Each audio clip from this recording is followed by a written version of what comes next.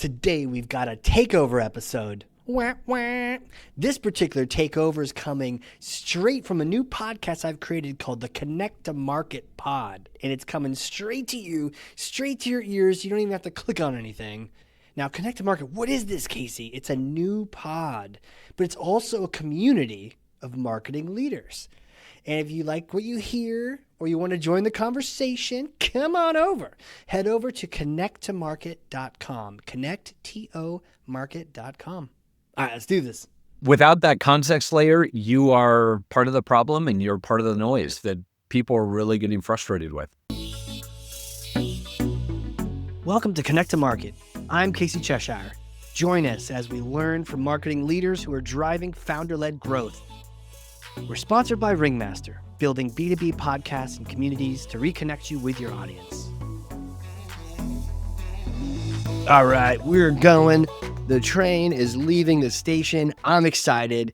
Guys, I can't wait to introduce our guest today. He is awesome. Fellow member of the community. He is a marketing leader, a thought leader, full stack CMO, and on the B2B side, very much a technical and a savvy strategic advisor in the go-to-market space. He's such a history. My goodness. A key part of the team that built the brands at DocuSign, which everyone has heard of. T-Mobile, have you heard of it? Yeah, he's been a part of those teams. He actually won this award called the Gold Saber Award for the best business-to-business campaign. Dang, and we get to listen to him now. We get to learn from him, crack open that brain and see what's inside. VP of Global Marketing at Poggio, Greg Perotto. Welcome to the show, sir. Thank you. Good to see you. Man, I'm excited to learn from you today. And it is good to see you as well. Even though the weather is a little rainy over there, or looks a little typical for your neck of the woods. It is Seattle. But hey, man, I am going to ask you this question. But in order to do that, I got to put on my giant blue foam finger. All right, Greg, what is the number one thing? The spotlight is on you, sir. The number one thing you need to do in order to connect to your market. Honestly, all go-to-market leaders need to deeply understand their customer's priorities, needs, challenges, and then be able to position their team to solve them. If you don't get this right as a marketer in general, and definitely as a B2B marketer, you're dead in the water. Yeah, man. And even that, the keyword on deeply understand them, I get a sense that a lot of us are on that shallow end of the pool, right? Where we're like, yeah, I mean, I know their title, I met one time. Yeah, well, and the problem is like assuming that because you know one, and I know you're taking an extreme example, right? Because you know Totally. the title, you inherently then know everything about the customer. The reality is even people in the same job title have different priorities in their business. They have different needs. They have different challenges. And those are the things that you need to understand about your customer so that you can understand how your solution uniquely solve those and be able to position it that way. Just having a broad blanket understanding of a persona, not good enough. And it's almost that shift. And I've definitely done this the wrong way sometimes, where you just go so wrapped up in yourself, not even features and benefit, just like, when you or your sales team are talking the most in a sales call or in a marketing discovery call, you're not learning anything. You're just talking the most. So it's like, how do we shut up and just start asking questions and listen and learn these things? You're right. It's showing up to a conversation with an inside out perspective rather than opening yourself up to an outside in perspective and really understanding that customer. And you're right. You have to listen to the customer. You have to listen for those signals to truly understand how you can solve their specific needs. Right. And make it more about solving the need, not just about showing up and doing marketing from 9 to 5, Yeah, it's not about what have I not sold you or what can I sell you next. It's what problems can I solve for you and why do I do it differently, or my product or my service or my platform does it differently than anyone else that you could be talking to. I feel like we all instinctively know this. Maybe we don't, but even still, why doesn't more marketing go deep, jump in that deep end? It's hard. Like if you think about your enterprise B2B company, you likely have thousands of opportunities, thousands of accounts that you're pursuing in partnership with your sales peers. And honestly, understanding everything about each one of those customers, even if you are doing ABM and you're saying, okay, it's the top 100 customers, understanding everything about them. And again, priorities, needs, challenges, but then go deeper, like who are the right stakeholders? Who are the right influencers? And then how do you keep that up to date, right? So it's one thing to know a moment in time about a person. It's another thing entirely to be able to keep that up to date. So every time you interact with a customer, or your agents interact with a customer, or your systems interact with a customer, they're doing it with a current perspective on that customer and their needs and how you uniquely solve them.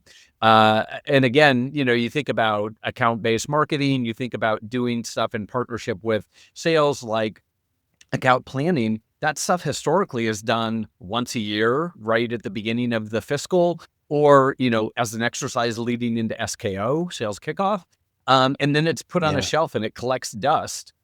Meanwhile, your customer is changing, the market is changing, your competitors are changing. Heck, your internal product is changing. You're launching new solutions and innovations. Your positioning and messaging is changing vis-a-vis your competitors. So we don't live in a world where everything just stays stagnant for 12 months until you are back in front of that plan, updating it for the next SKO. It's got to be real time.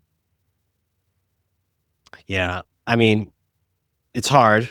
You do it once and you think, okay, I know about our customer. I understand their challenges. But then what, quarter two, gosh, a year later could be completely flipped up. And the reality is, like, this, and this is probably obvious, but this is not a human scale problem. This is not something you don't go out and hire 1,000 people from McKinsey to keep your account plans up to date, right? And it's not something that your sellers can do, because if that were the case, they'd be spending no time with your customers, learning, getting to know them, talking with them, listening to them. It really is an AI scale problem. And fortunately, we're in an AI age, and it's actually something that can be solved.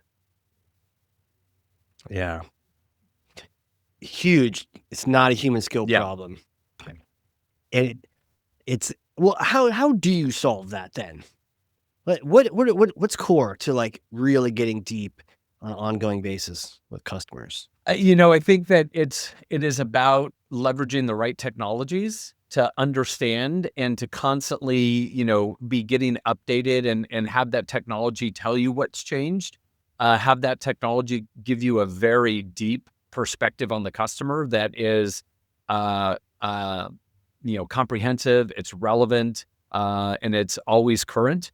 And I think that, we'll likely talk about this more, but again, it's not just about the customer, but it's about then putting that in context. Everything you know about the customer, how do you then uniquely solve their challenges? And you do that by thinking about, what is your sales or go-to-market motion? What is your positioning and messaging? What are your what's your value framework? What case studies are relevant based on that specific customer's needs? What competitors are either already embedded or are being considered that you need to factor into your go-to-market approach? And all of that contextualization of the customer's needs and challenges has to happen in order for your sellers or your AI agents in the future to be successful. Man, it's a big problem. Yeah, it is. But I like that you zeroed in on how you uniquely solve them, right? Because I feel like things get cluttered and are busier and busier and noisier, and clarifying your message down to the unique proposition also, I think, gets in the context of the challenges that your particular customer needs. I feel like that also gets left behind. Yeah, I would agree. It's to peanut butter or blanket spread what you do across all of your customers, to not have it be specific to them, to not have it be, comparative against who you might be going up against in the marketplace, to be able to say, this is what we do, this is how we do it, and this is why we do it better for you and your specific problems, I think is critical for success going forward. And you're absolutely right. Like, the amount of noise that is in the marketplace, the amount of outbound stuff that you get in your email, in your LinkedIn messages, constant spamming on your phone. If you're going to break through that, it has got to be relevant. It's got to be specific, and it's got to be unique. Relevant, specific, and unique. Where does the unique come from, right? Like, is that window dressing, or does the product have to uniquely? And this is where we get the limitations of we are merely marketing. We are not product, Yes and no. So I would say, first of all, if it's window dressing and you're fortunate enough to actually get the sale, you're highly unlikely to get the upsell or the renewal, because That's huge. Yeah. once that customer gets into your product platform offering, they're going to discover that it was window dressing. So I think underlying this foundation is true product market fit. And to have true product market fit, you have to go back to your customer, understanding what your customer's challenges are, partnering as marketing with product to be able to define that and make sure that the product in its form today and in its future roadmap iterations continues to solve those problems or challenges. So I don't think it's a marketing issue or a product issue or a sales issue. It's I would say more broadly, a go-to-market issue across all of those teams, and making sure that you're collaborating with your peers across the business to ensure product market fit, and then to articulate that to your customers and to your prospects. I truly do think it's part of marketing's responsibility as a peer and a good steward in the business, and as an advocate of your customers. An advocate of your customers. Yeah, that makes a lot of sense. And I love the challenge there where we're saying, look, we are part of the feedback loop, and if product needs to hear something, they need to hear it. Absolutely. And let's make sure we are actually solving problems. I think a lot of people miss that when they first even try to get a new role. They're almost just sort of like excited for the opportunity to be in a company, but there's that layer of like, what do they do? And can you find that out beforehand? Absolutely. Absolutely. Yeah. Like in my interview processes, I dig into a bunch of different stuff to make sure it's the right fit for me. But I also want to make sure I'm going into an organization that is the right fit for the customers that they're targeting. And so in those conversations with, whether it's, I interviewed with a go-to-market peer who ran all of sales. I interviewed with both of the co-founders at Poggio, and you dig into what problem are you solving? Who are you solving that for? And why do they care?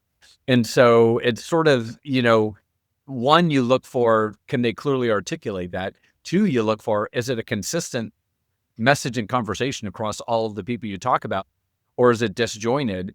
And if it's disjointed, that's sort of a red flag for maybe they don't know their customer. Maybe they don't really have product market fit. And to your point, maybe it is window dressing. And obviously with Poggio, I've now been there 7 or 8 months. And did a lot of due diligence, used the product before I accepted the offer, got demos from multiple people. And fortunately, the product is in an area that I know really well, and is a challenge that I have, as a marketer, been faced with my whole career. So, I have a keen understanding of the product, and of the challenges the product solves, and felt like the proof was there in the conversations and in my use of the product. And I think you have to do that if you're going into an organization where you're going to serve as a champion for your customers, where you're going to serve as an advocate for your customers, and of course, an advocate and a champion for the product. If those things don't line up, how are you going to do that? Otherwise, you're cycling through, just like your customer might cycle through. If there's nothing there for them, the marketer may have to cycle through as well if they haven't done the research to find out that the company is truly in the right spot trying to solve a problem. Yeah, an important problem, no less. Right. Well, speaking of research, all these things, where do you like to learn? Where do you like to go? Is it books, or what are you reading lately, or podcasts? What are you listening to? Well, the first thing will probably be obvious, but from customers. And so I like to learn from them. Smart. But then beyond that, outside of like the very sort of specific context of the role I'm in and how we serve them, podcasts for sure, and understanding, podcasts that are in the area of expertise that either I'm trying to build or I'm trying to appeal to. And by that, I mean, like, obviously marketing podcasts and those sorts of things in areas I'm trying to build and go to market. But then at Poggio, I'm listening to podcasts that are helping me better understand revenue leaders, rev ops, AI and IT leaders who are responsible for building agents inside their organizations. I would say sort of at a broader level and maybe less business specific. I listened to Good Hang with Amy Poehler, fantastic podcast. I listened to Smartless, another fantastic podcast. And those are obviously more entertaining, but you're learning some insider information in those industries. That's pretty cool. In terms of, I get a ton of daily email newsletters, whether it's, like TLDR marketing, TLDR AI, the AI secret, the, rundown AI, the AI report. And then, I'm also, again, going back up to sort of a broader level, I'm trying to get sort of a sense of what's going on in the world. So Daily Skim, 1440 Daily Digest, BBC News to get outside of sort of the US echo chamber of news and ideally hear something that isn't biased one way or the other from outside the country, I think is a good thing to do as well. And then currently I'm rereading a book. It's one of my favorite books, and it's called The Culting of Brands. It's by a really smart marketer and brand leader who I think is now retired, Douglas Atkin. You probably, if you know him from Airbnb. He was sort of instrumental in building the Airbnb brand, but a fantastic book, really, that sort of helps you understand how to capture sort of the essence of creating cult-like brands and capturing your customers' hearts and minds. Really good book. Okay. Well, what do you see the future looking like? A lot of craziness going on. What's exciting you about the future? Yeah, I think AI is pretty amazing. It was one of the things I was looking for in my next role, and part of the reason why I went to Poggio. I think, I don't think AI, there is work, human work that AI will replace. I don't know that it's going to replace wholesale human jobs necessarily, but it will help humans be better, more effective at the work that they're doing.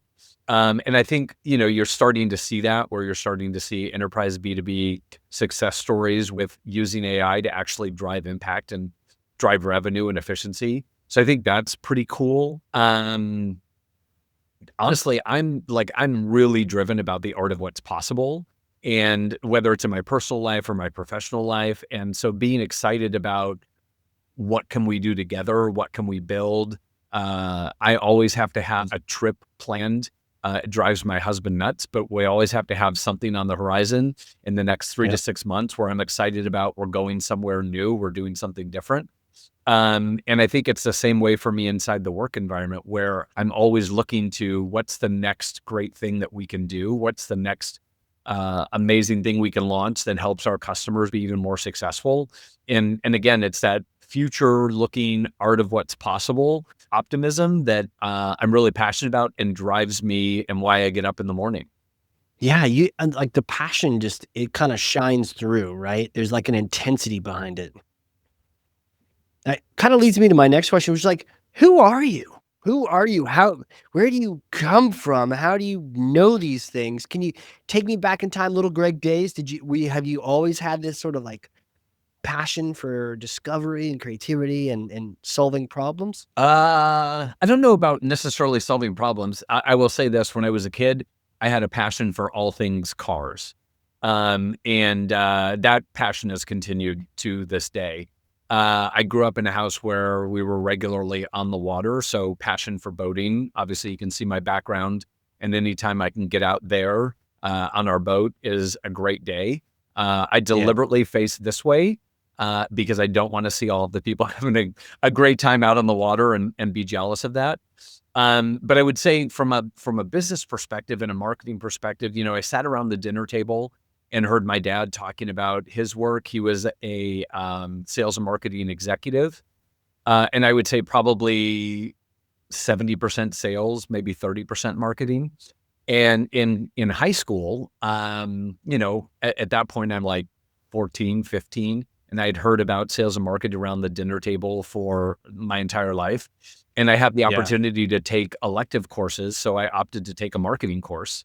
And I will tell you that course and that particular teacher, her name is Sherry Sollers. She's retired, but I'm still in touch with her. In fact, the last time I was down in Portland over the summer, a really good friend of mine, Audrey, and I went and saw her and hung out with her for an hour and a half and caught up. But it was her who sort of sparked more of that passion around what I had been hearing around the dinner table and encouraged all of us in the marketing class to be a part of DECA, which is a marketing club for high school and college. And I will be honest, when she first talked about DECA, what I heard was weekend away at a hotel with my friends, no parents, and was like, Right. yeah, let's do this. And then, got to the conference, and I don't really do anything half-assed. So I got to the conference and I definitely showed up. I did the tests, I did the role plays, and I walked away getting first place in the test, first place in the first role play, first place in the second Dang. role play. And what struck me was that it was all really innate and sort of common sense. There was nothing that happened at that weekend conference that I needed to study for. There was nothing that didn't feel natural to me. And so I sort of doubled down in high school, with that class and with the classes that followed, have the experience of like Wow. running parts of the student store and being a buyer for product and merchandising that product and marketing it around the store. And granted, a high school is what, 1,500, 2,000 people. So Sure. but it is still about understanding Still. your audience and getting people to Oh, the yeah. store. And while we didn't get paid, I probably ate my salary in Otis Spunkmeyer cookies that we sold in the store. But that was really sort of what You the got spark for paid. me. And then coming out of high school, I absolutely wanted to go into a business program with an emphasis in marketing. I did college visits to really large campuses like UCLA and University of Washington or UW if you're local. Yeah. And I went to the University of Puget Sound and fell in love with the environment there. It's like Gothic brick architecture with these gorgeous arches and tall evergreen trees. And then you get Mhm. inside the classroom and it's, intimate classroom settings. I had one classroom or one class that was philosophy where there were 8 of us, including the professor. Like, that kind of ratio of professor to student experience and how much more you can extract from your fellow students and from the professor when you have that kind of one-on-one time is pretty amazing. And so I had some phenomenal professors there, had the opportunity to do multiple internships. 2 of 3 resulted in job offers coming out of college. And so, I feel like I was pretty fortunate to have that influence, not only at the dinner table, but in the classroom in high school with Sherry, that it was obvious to me what I was going to do in my career. And it was just a matter of sort of following that newly found passion. That's so cool to experience that early on and just realize, "Oh, crap." And also the fact like, it wasn't like you had to study or do homework for it, you know? And so much of school is that. Yes, although to be fair, as I got deeper into business and marketing, there were Fair. absolutely things that even to this day, like managerial accounting, whoa, not my thing. Okay. And even taking classes like business calculus or stuff like that, you really, if you've got good self-awareness, you start to understand what I think of as your flat sides. And I Right. think of that because of a great mentor I had at T-Mobile, Sue Noakes, who talked about when she talked about coaching and developing people, she talked about, enhancing the things that you're really good at, but also figuring out ways to improve your flat sides where maybe you don't have the right exposure or the right experience or expertise. And you can do that by, if you're building a team, bringing people in that help you fill in those flat sides, or going out and building up those flat sides yourself through experience and education and that sort of thing. So yeah, Right. I think that you just have to have that kind of self awareness to know or to have a great mentor who helps you identify those areas where you're really strong and where you have opportunity. Yeah, that makes total sense. And so now, I mean, Poggio, what are you guys doing these days? What's the intensity? Where were you directing your focus these days? Yeah, so the really interesting thing is, I think I alluded to this earlier, but Poggio solves a challenge that I've been trying to solve my entire career, and something that honestly, because it's an AI or a non-human scale problem, hasn't been solvable until very recently. And so we provide, we're basically the context engine that informs your people, your systems, and your agents about your customer, and gives them a real-time view of your customer, their priorities, their challenges, their needs, and pairs with it your go-to-market motion, your sales positioning and messaging, your value framework, your compete battle cards, your case studies, so that all of those elements of your go-to-market have a very informed current view of your customer and how they solve Yeah. those challenges, so that your customer gets a consistently great experience that's focused on their success and helping them achieve their success. And as we talked about, that changes, right? It's a moment in time thing about what is important to them this quarter. And a great illustration of this is, earlier this year when we saw tariffs, that changed a lot of things for a lot of companies, and helping them understand what did that mean and how does that impact their business and their customer. And so there are lots of external influences like that that will change your point of view about your customer and will change how you compete. And it could also be your competitor's done something different or Yeah. launched a new product, or you've changed your sales methodology. And how do you keep your entire organization up to date and focused on that? And the reality is you need a single system of intelligence that is continually updating and refining to provide that to all of your people. And so, for me, it was really exciting uh, to discover Poggio and to be part of that interview process and find something that I truly understand the challenge.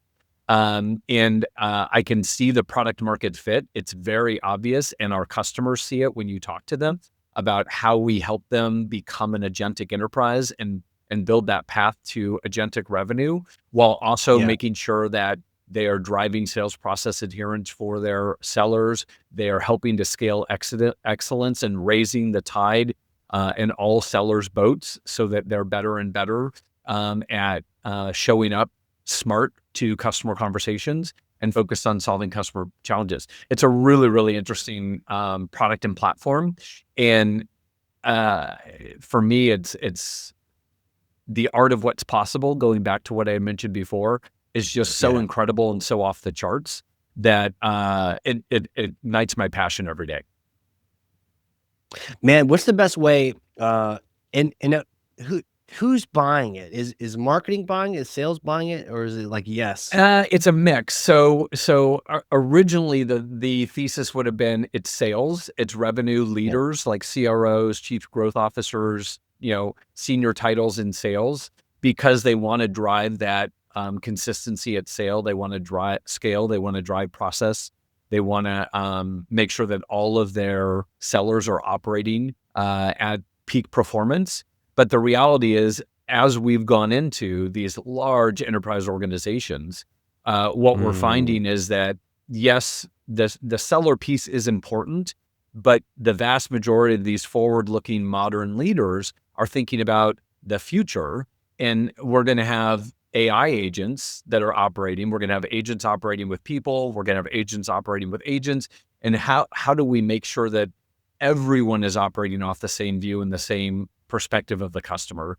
And so because of that, we're having conversations not only with those revenue leaders, but also revenue operations, and right. more AI, IT, analytics, and data leaders, who are the ones that are being tasked with building those agents.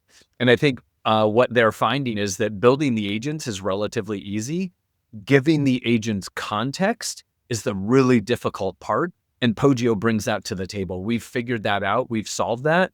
And so us being able to plug into what an organization is already doing to build agents, or them asking us to build agents, or them looking at a third party or an existing vendor that they already have, like Salesforce's Agentforce as an example. We can plug and play across all of those and provide the context to every person, every system, and every AI agent that's operating on your behalf and interacting with your customers. Yeah, the context is missing. Yeah. A smart context. So many dumb AI agents out there right now. Well, yeah, and that context layer drives intelligent go-to-market orchestration. It drives intelligent account prioritization. So as an example, in our product, you can bring in all of your accounts from Salesforce, and based on the attributes that make for really strong product market fit with your customers, it will look at all of those attributes, find evidence for those attributes, and then stack rank your accounts, whether it's 10 accounts or 50,000 accounts, and tell you which ones you should go after first. So super intelligent account prioritization drives really intelligent coverage modeling and territory planning so that you can then push those best accounts down to your sellers and your agents. And because it brings in all of the intelligence of your go-to-market motion, positioning, messaging, et cetera, you can give them the best sales play to go after that account. So the right solution with the right value message tailored to the right stakeholder. It all comes back to what we talked about at the top of the call, which is being super relevant, being super timely, and being in a place where you really understand your customers, their priorities, and their needs as a revenue leader, and you can position your entire team to solve them. I can see why you're excited, right? Yeah. Especially to be solving a problem that you had been wrestling with, and really most organizations wrestle with. And I love how you describe it as the context layer. It is a layer, and I would even go far. It without that layer, you might as well not be taking that action because you're basically just earning a bunch of unsubscribes and a bunch of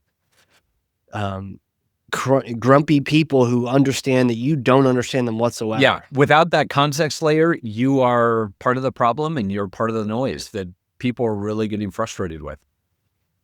Okay. If we didn't already have a soundbite, that is one of them. Cause yeah. So, man, bit of a hypothetical question for you next, if you're ready for Sure. this. Okay. See, I may or may not have a time machine over here in New Hampshire.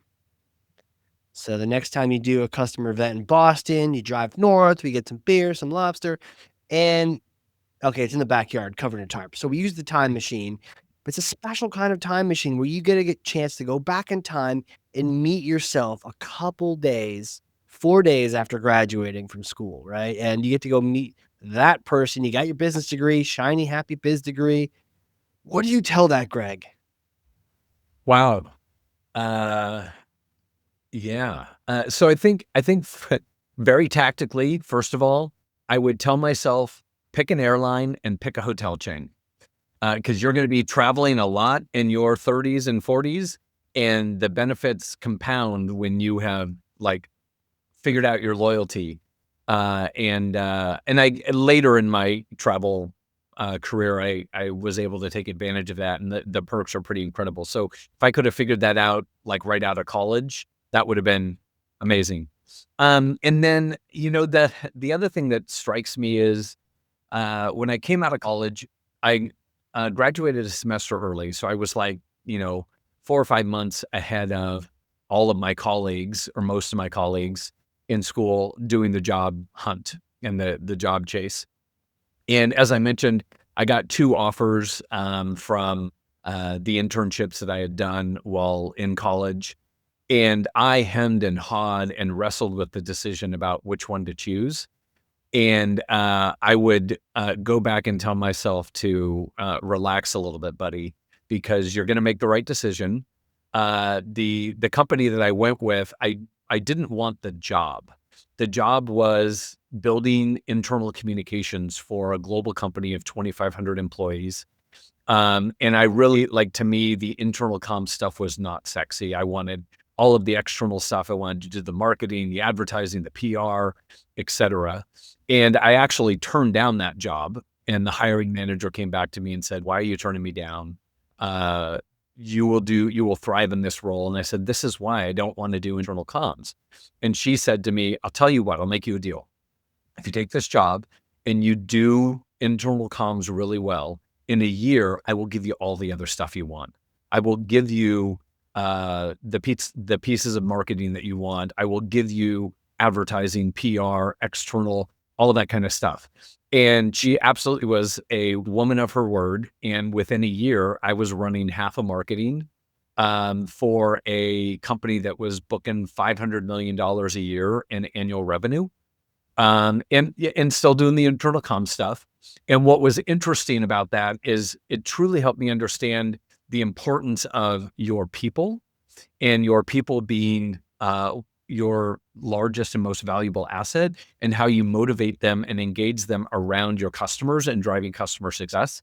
And so it was an instrumental thing to me that at the time I felt like, God, this is a nuisance, and it's going to put me, at least a year behind in my career.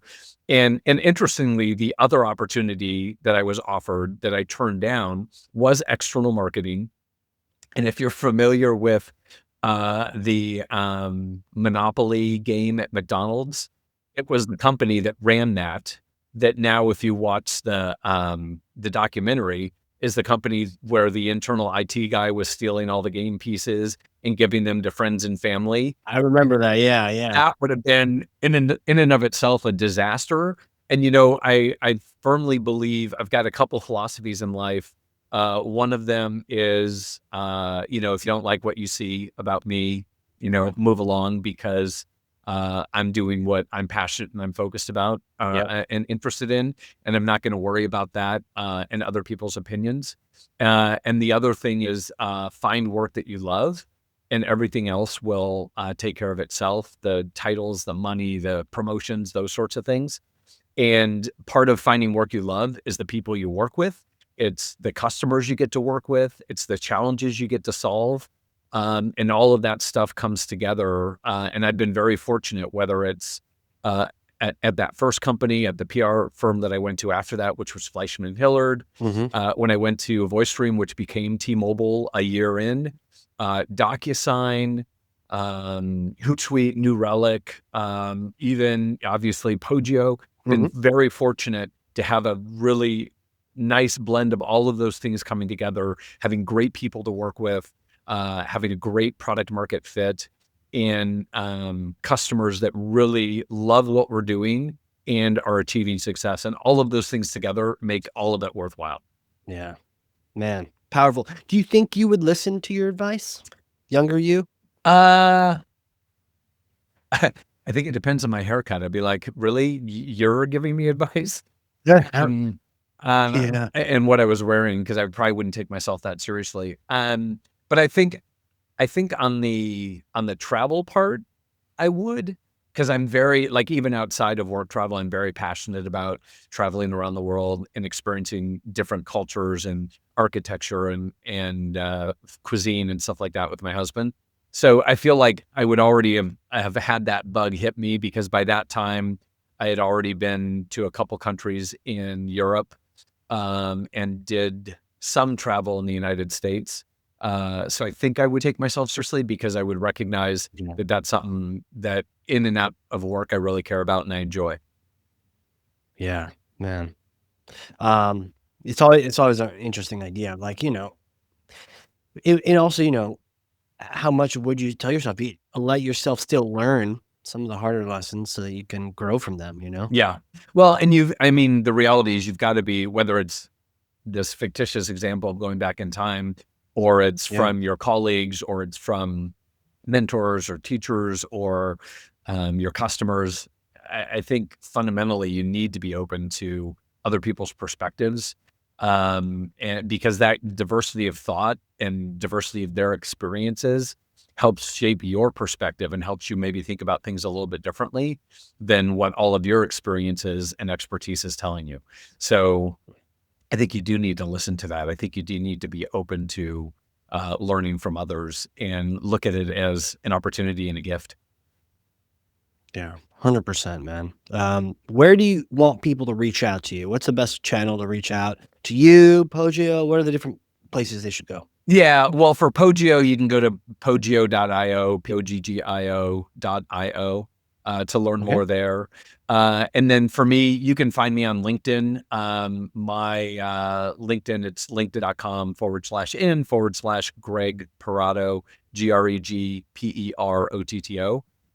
And, hit me up, shoot me a DM, connect with me, do a connection request. Again, always looking to expand my network and learn from other people, and hopefully in the process, help other people learn and grow in their personal and professional careers. Yeah, man. Dude, so cool. I don't know about you. I feel like we've experienced our own time warp as I look at the clock, man. Thank you so much for coming on here.